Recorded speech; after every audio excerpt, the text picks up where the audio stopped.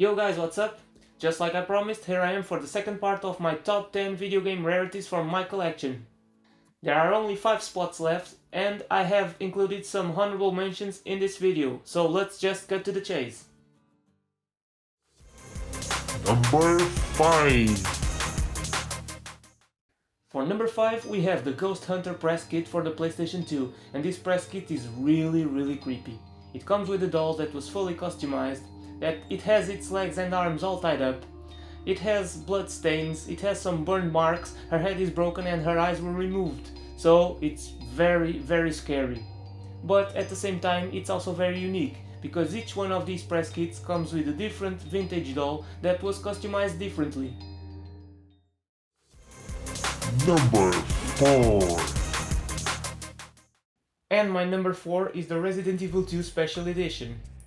I've learned about this edition when I first started to collect for the PlayStation 1, and I really wanted to have this, but for some reason I just couldn't find it. It took me a very long time until I actually got one. The edition itself is not that special when compared to others, but since I wanted it so badly, it deserves to be on my top. Number 3. At number 3 we have something really special. It's The Legend of Zelda The Minish Cap Limited Edition box set, one of the 3 Zelda box sets released exclusive through Nintendo's 24/7. Honestly, any of the 3 Zelda box sets deserve to be in this top, but I've selected this one in particular because it's the most special one. In first place, it was really hard to target, it was the last one I've got. Secondly, it's very limited, only 300 units exist. And finally, it's the only one of these box sets that actually comes with a console. A Game Boy Advance SP, the Golden Triforce model that was also available for sale separately.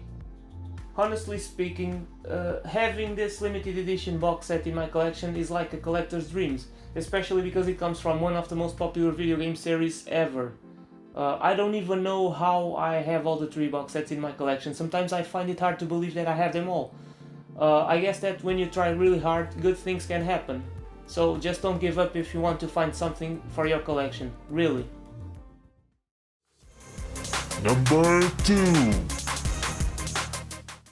And for number 2, I have Uncharted 2 The Fortune Hunter Edition for PlayStation 3, exclusive to North America. Less than 300 units were produced, and you couldn't buy this, you actually had to win this in competitions, but I got it from a private seller. I usually don't buy US games, but since I had the opportunity to get this, I just took it, because it is that amazing. And finally there is only 1 spot left. Dun dun dun dun! But first of all, let me show you my honorable mentions, let's go! Honorable mentions.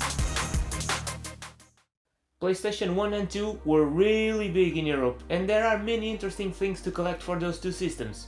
Sony released several commemorative editions for the PlayStation 1 and for the PlayStation 2.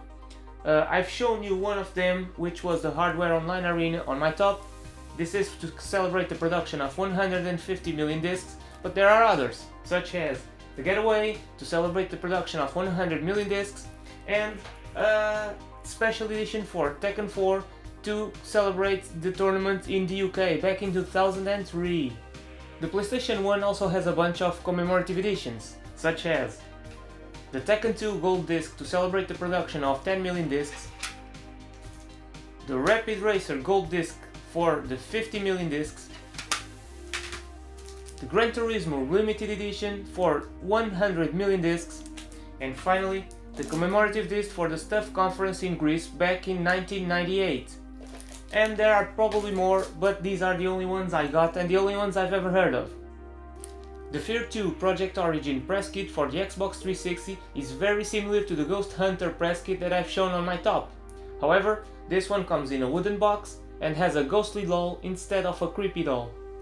I've selected the other one for my top because it's a way more unique and much darker than this one. And here's a rather interesting edition for a rather uninteresting game. Emily the Strange for the Nintendo DS received a collector's edition limited to 200 copies and individually numbered. I have no idea how popular the franchise is, but I find it hard to believe a game like this would receive such a limited collector's edition. Dead Island is probably the single game with the biggest number of special editions across different countries.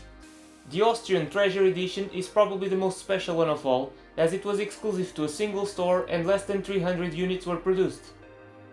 The Alien Hominid Signature Edition was a partnership between Zoo Digital Publishing and Eurogamer. Only 100 copies of this version exist. It might not be that special in terms of contents, but it's still very rare. And finally, I couldn't leave behind the other two Zelda box sets. Only one made it to the top, but honestly all of them are all very special. And it's the number one. And finally, number one.